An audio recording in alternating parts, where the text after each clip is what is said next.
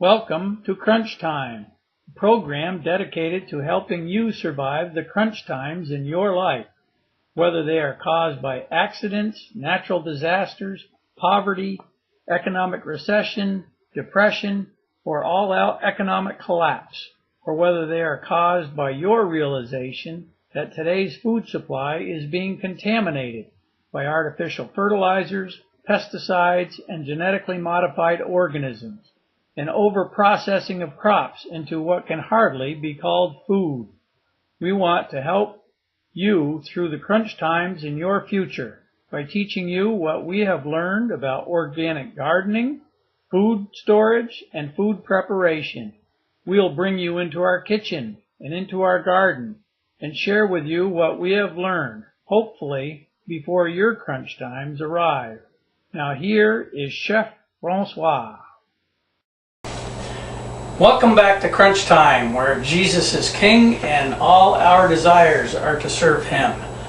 Today we're going to show you how to make soy milk and soy yogurt. Okay, you can buy these bags of soybeans from a couple different Oriental food stores down in Albany area. One on Swan Street and one on Central Avenue. And the soybeans are basically nice, hard beans. And I got a soy machine for Christmas, soy milk machine for Christmas, last winter from my Chinese friend. And I'm going to show you that. It plugs in the pitcher inside that fits inside. It has a handle on it. Comes with a cord and a strainer and the handle for the pitcher and a little measuring cup. And what you got to do the night before you want to make soybeans is you have to take one of these measuring cups full of soybeans. They usually go right to the top. You put that into a container of water to soak overnight. Usually I soak them in hot water, so they don't have to soak overnight if you use hot water. You can usually get it to soak up within 3 or 4 hours. We did soak these overnight in hot water. It started as hot water. And then we going to rinse them off, and we're going to put them in here. And inside there's a couple marks. See if you can see them in here. There's 2 marks right here, low and high, and the water level's got to be between those marks. So I'm going to run my water to get it hot. Because this machine heats up the water and then grinds it up like a blender in a food processor, and then it cooks for a certain number of minutes. So the hotter the water is when it goes in, the hotter the beans are when they go in, the less electricity it has to use and the less time it has to use to run. I usually do 2 batches at a time. I'm going to show you just one batch for now.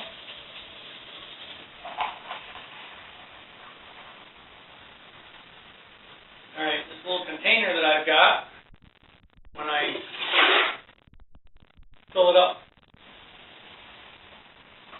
I think twice, completely to the top, it will bring our water level right between those marks. A little bit shy, so I'm going to add just a little bit more. Set that down. And we'll show you the top of the machine first. Put my glasses on so I can see. There's a number of settings on here. One says full bean, which is for soybeans. One says mung bean, which is little black beans that you can get. One is fine cereals, and one is rice paste. So it's used for a number of different things. I only use it for soy milk. Okay, so I plug it in, I pop it down, lock it down, and then I turn it on. And when that warms up, it will spin the propeller inside the blender, and then it'll kind of cool down. I can hear it hissing inside right now. Doubt you can pick that up on the camera, but it's hissing a little bit inside. That's the water boiling because I brought it in fairly hot. So when it hits that heating element, which was that tube that goes around the bottom and back up, it gets hot and boils right there. And when this temperature sensor gets hot enough, then it knows it's hot enough and it turns on the blender. And when the temperature sensor senses cool temperature again, because the heat that went with the temperature sensor originally gets mixed around and it kind of gets homogeneous temperature, it's cooler than it was in that one spot. So it'll shut off for a minute, and then it'll heat up some more, and then when the blender turns on again, it'll do it for 2 or 3 minutes. And then when it finally gets done, I'll show you what we're going to do. Okay, so for now, I can put soybeans away, and well, I can show you this while we're waiting. This is a fine mesh screen, and you can probably see a couple spots in here where some soy pulp got caught in there. And you can buy screens like this, a little bit coarser than this, at the grocery store. And I'm going to go answer my phone.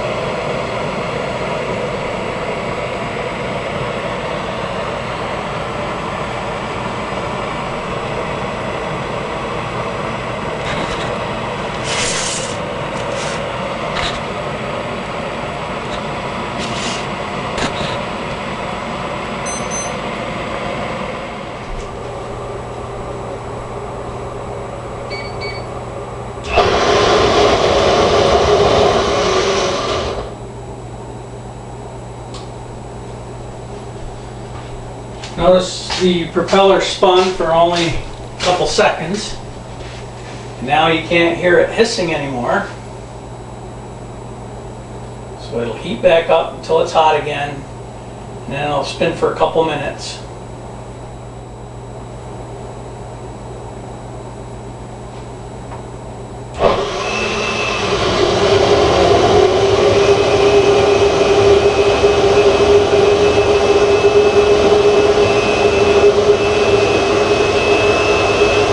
Spinning if you can't hear it on the recorder.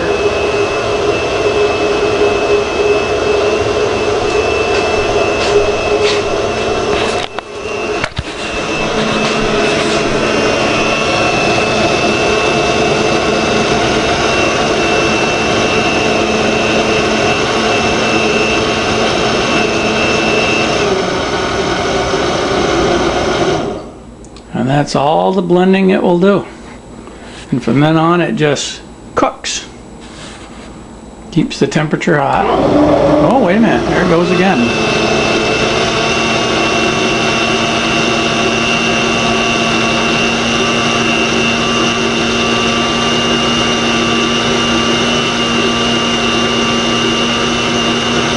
Notice you can hear a difference in the sound when it initially turns on, and then it winds up to this because the beans have been chopped into fine pulp.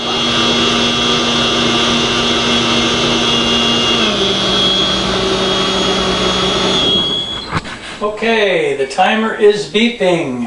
It is done cooking the soy milk, so we have to unplug the machine, unflip it.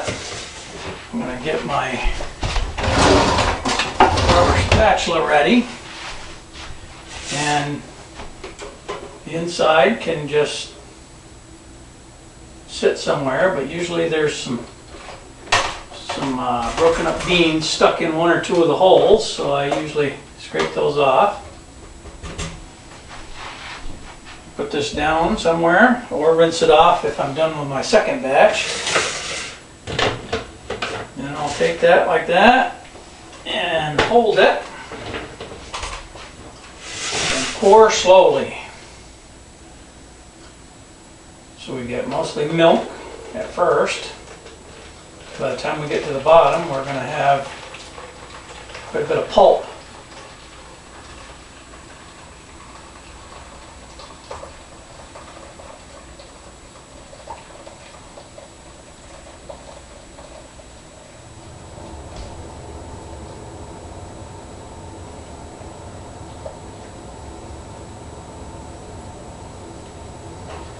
Okay, we're getting close.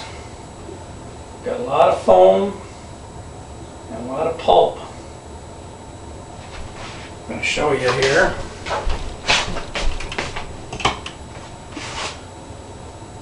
I don't know if you can see it down in there. A lot of pulp and foam. It will fit in the screen if you went slow enough at the beginning.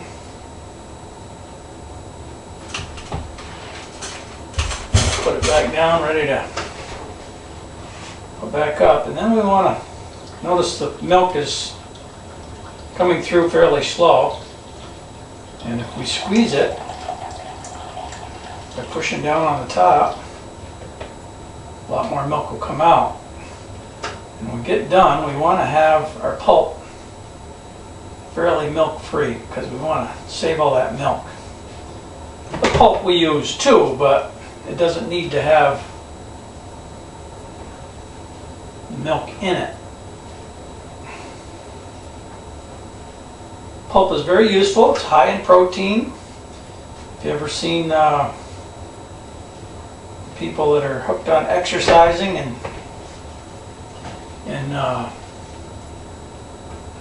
diet, a lot of times you'll see them using what they call a protein mix or protein shake or something. And one of the main ingredients of the protein shake is soy protein isolate. Well, basically what that is this pulp.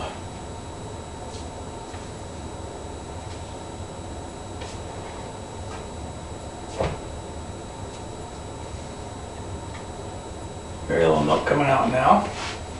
I'll show you. The pulp is nice and heavy. All right, and I take the same container that I had before with no water in it. That's where I save the pulp. And I can fit about three or four batches in there. I want to rinse my screen. Okay, then we got to have a place to put the milk. Well, I take a bottle that is 3 quarts, made for apple juice, and after it's been cleaned out and rinsed out,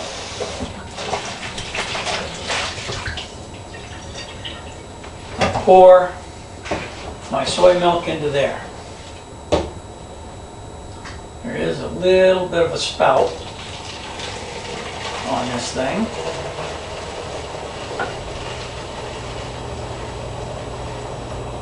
Now I said I was going to show you how to make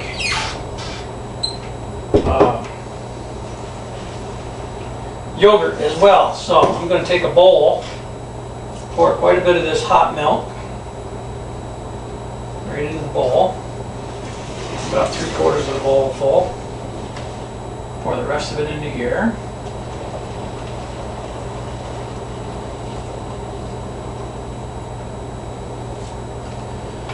And then before I go anywhere, I'm going to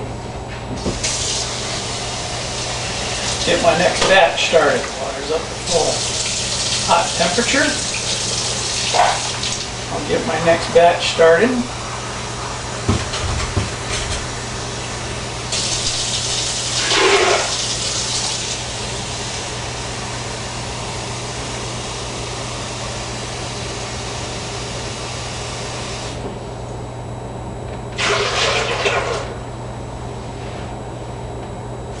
Just a little bit more.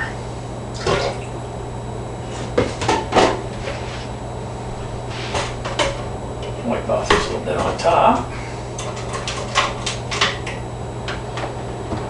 And plug it back in. Push the full bean recipe. Alright, to make yogurt. Well, first of all, I'll tell you what to do with the milk. You don't just take hot milk like this and put it in the refrigerator. You want to cool it off the best you can.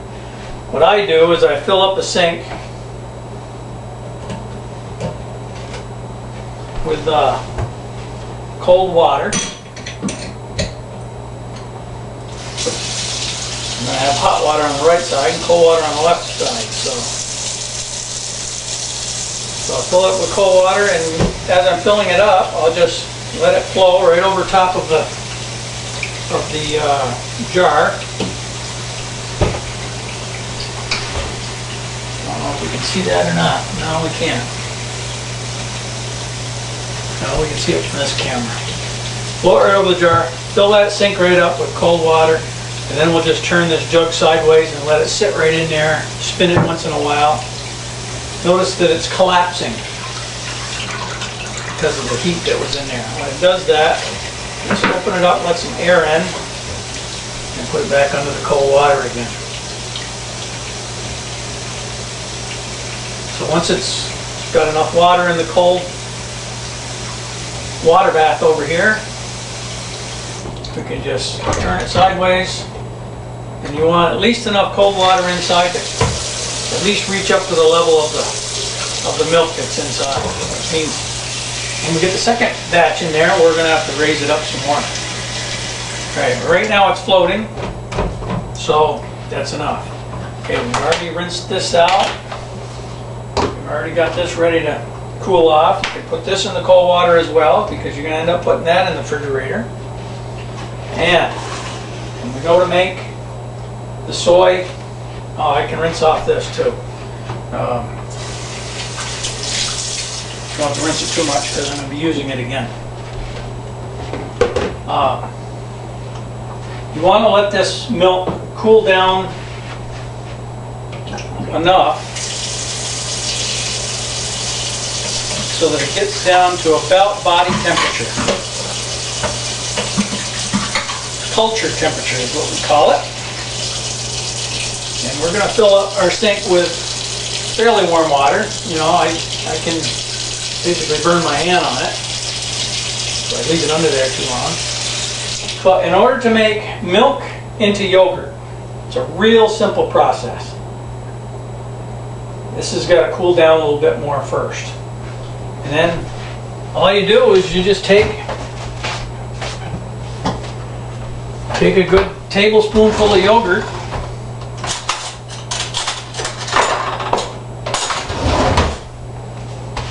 yogurt is a culture that's alive. It's got the probiotic bacteria in it, and it's turning the milk into yogurt. So you just take a spoonful of that, put it in here, you mix it up until it's all separated everywhere so that the culture is spread out, and it starts growing. And then you put it down into the sink with some warm water, and I'm going to cover it over with a board and a towel just to keep it warm in there. And then over the period of the next 3 hours or so, that culture will grow and you'll have a bowl of yogurt when you're done. But we don't want to put it in now, because if we put it in now, it's going to kill the culture that's in this yogurt. Because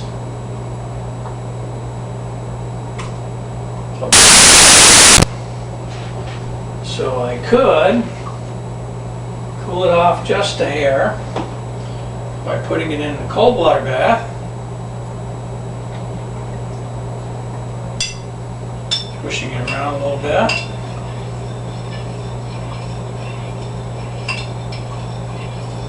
Be nice if you had a thermometer, but gee, you can tell by touching it with your finger.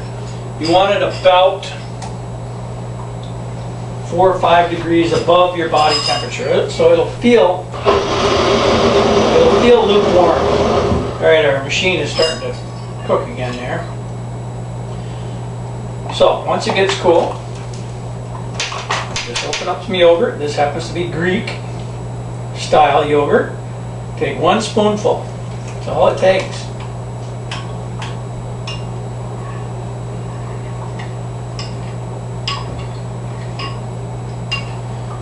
Make sure it gets separated, not just a clump of it sits on the bottom. That's about the right temperature now.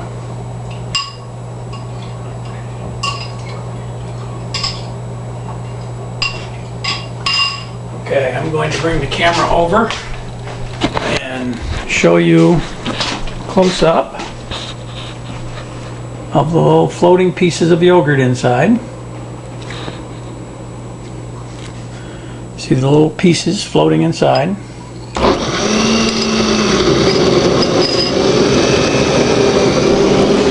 Now we can set our camera back up over here.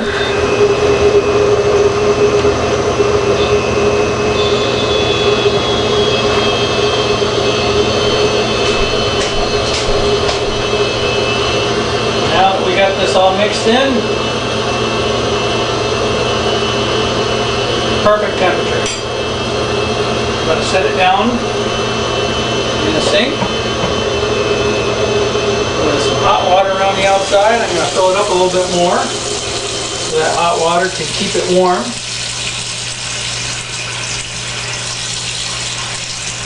And then I've got my cutting board that happens to fit right down in this sink fairly easy. Goes down about 1 inch. I'm going to just do that, and then take a towel, which I happen to have ready here, and we're just going to cover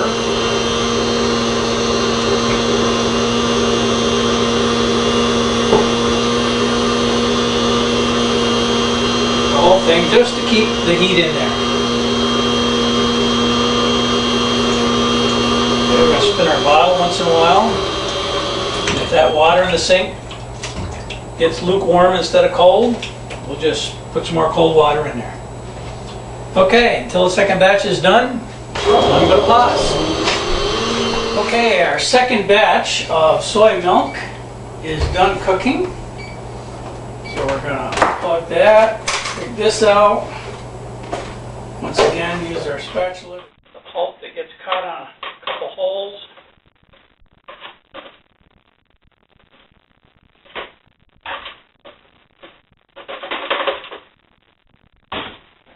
Down. My milk strainer out. Once again, I'm going to show you how to make chocolate milk. The way I make it, soy.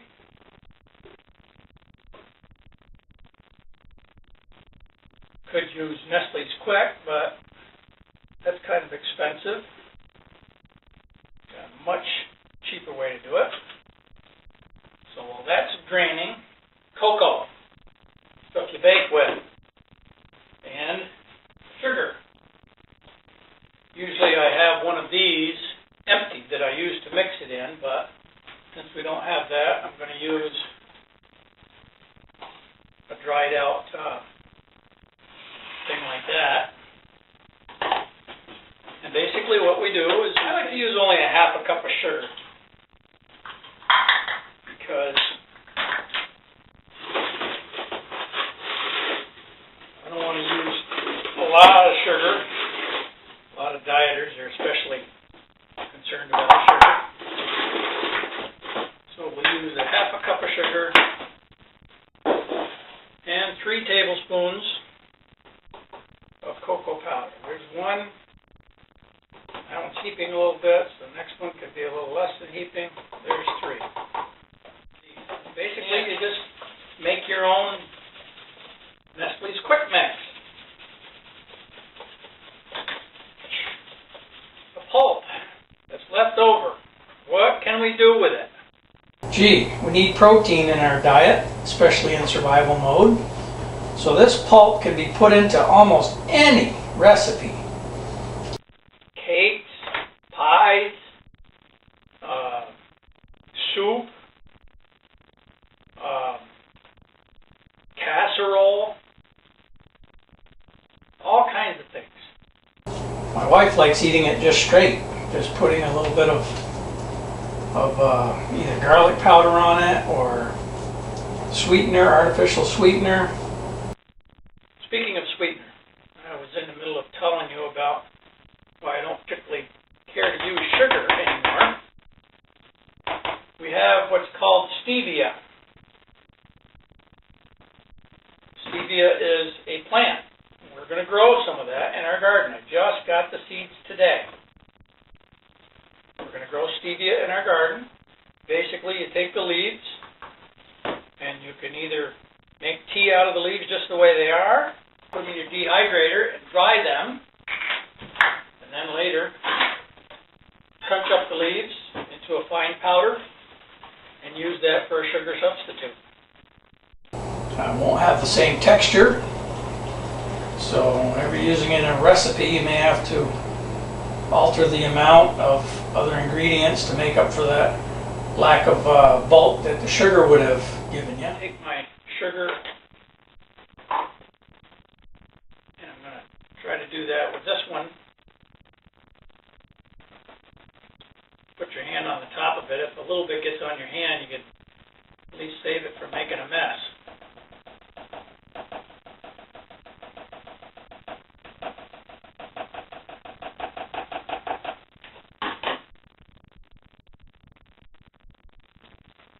Usually when that milk is hot, when you first put it on, if you shake it like this, it wants to expand the bottom. So you're going to have to,